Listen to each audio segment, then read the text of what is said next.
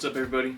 This is Derek Collado from Sit Stay Sober, and in this video we're just going to talk about the importance of community and support when trying to get sober.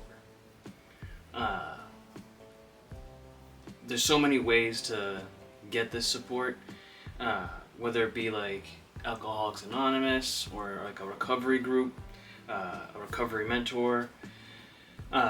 There's also other ways, like just finding a true group of friends or people that have similar interests or in hobbies that you do.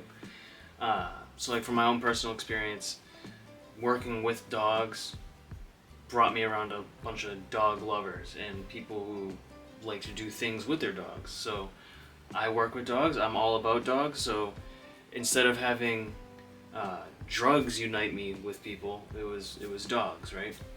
The other thing too is that I love doing martial arts, and so kickboxing and jiu-jitsu got me around guys who we're not doing drugs, we're not drinking, we're literally doing martial arts. And you can build genuine friendships and relationships from those things. And the people that I see now and that I have in my life now, it's just a very healthy, happy dynamic. And these are things that I would, invite them to my wedding.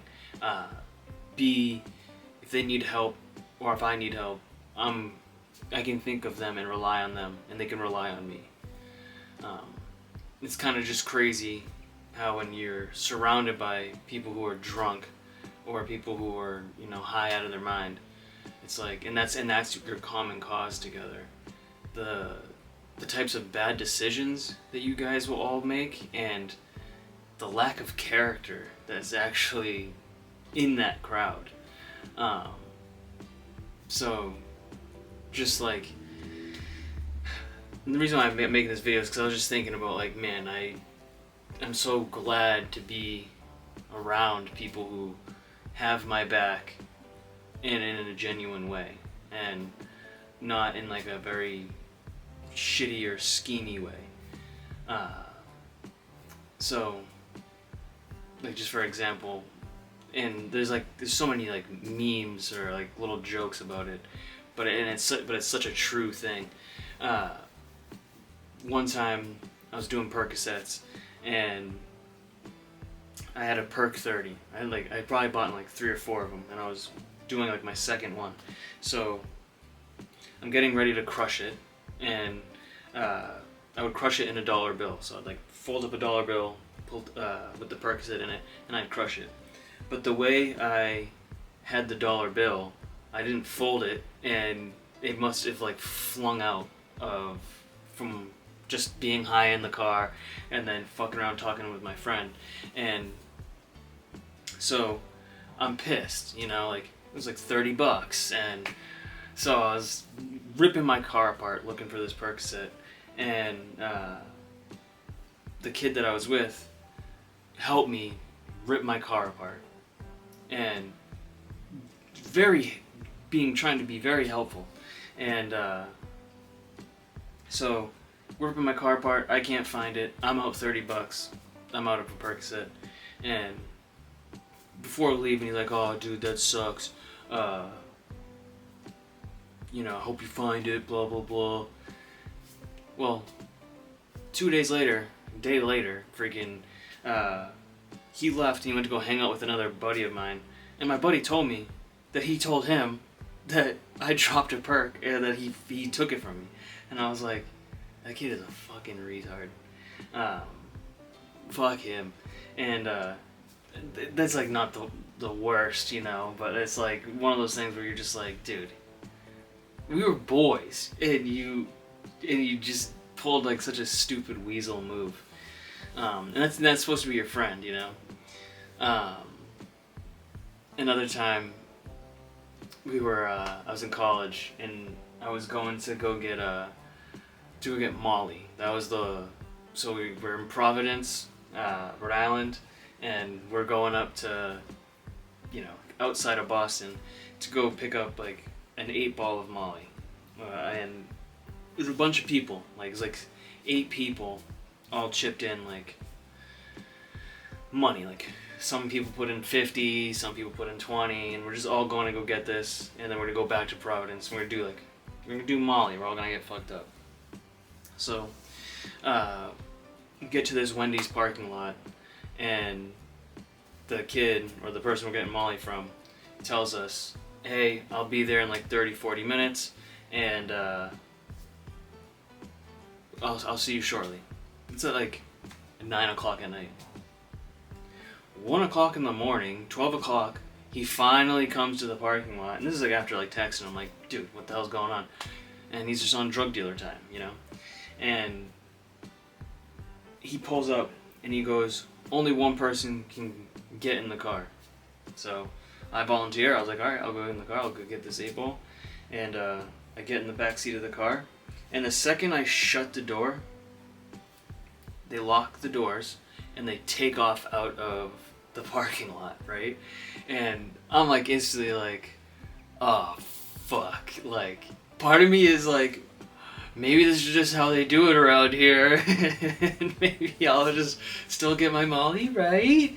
And so then the kid in the front seat says, all right, show me the money, give me the money. And at this point I'm like kind of like in disbelief what's going on, but I'm noticing that we're going on the highway now. Like at first it was like maybe going around the block and then come right back. No, we're merging onto the highway. And so we get on the highway and the kid is like, I want fucking, like, you're giving me that money. And I was like, all right, give me the Molly. And so he gives me like 1 Adderall pill, right? And I'm like, dude, it's supposed to be an 8-ball. And he's like, that's all you're fucking getting? Now get the fuck out of my car. In the middle of the highway. Not pulling over to the shoulder or anything. Like, middle lane. And kicks me out the car. And I was just at that point where I was like, alright, I'm like 19. And the people that I was getting Molly from were probably like mid-20s, maybe like late 20s. And I'm on the highway and I'm like, this sucks balls, dude. And I just I'm like, alright, I just got robbed. I'm not gonna fucking fight to the death in the middle of the highway at 1 o'clock in the morning. And I get out of the car and they just peel off. And then I just see a car coming towards me, and it's my friends that were waiting for this 8 gram this Molly. And I get in the car and they're like, what the fuck was that? Why did they do that? Blah, blah, blah. And then they're in, just like me, they still had this hope that the Molly was there. And they're like, you have the Molly, right? And I'm like, dude. And I just get in the back of the car and show them my 1 little Adderall pill. And it's just, everyone's devastated. Everyone's pissed. And then the kid that paid the most money for the 8-ball, I just gave him the Adderall. And then he just gave me like a micro freaking like little bump. Like he just smashed the Adderall up and then gave me that little bump. And everyone's pissed, you know. And again, it's just that's to be expected when you're around a bunch of fucking lowlives, you know, like people who are just fiending for addiction. And like these are kind of like I hear other stories and I've, you know, know people who have had way worse experiences, way more violent experiences, and just one of those things where I'm so happy that now it's like I don't have to worry about that shit, you know. It's like, hey, you want to come train some jiu-jitsu? You want to go train and do this? Hey, you want to go take our dogs for a hike? Hey, can we work on this with my dog? My dog does this and I need some help. Sure. You know, I'd never have to worry about fucking getting robbed or getting schemed or like thinking that this thing is like not what it is. So yeah, it's one of those things where you don't, and then you also don't realize the damage of being around environments like that and people like that. Because it makes you very weary of people and like not trusting, and then to finally be like unprogrammed from that to like around people that you can trust and that like you don't have to like have like your guard up all the time. it's nice to not be so naive and to have like somewhat of a radar when people are potentially scheming against you.